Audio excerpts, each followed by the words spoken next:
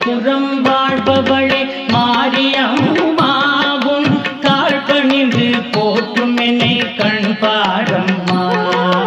அபயமென உன்னை நாடி வருகின்ற கூட்டம் அத்தனைக்கும் அருள் புரிந்து நல்வழி காட்டும். சமயபுரம் வாழ்பவளே மாரியம்மாவும் தாழ்பணிந்து போற்றும் என்னை கண் பாரம்மா. பம்பை உடுக்கையும் கொட்டி முழங்கிட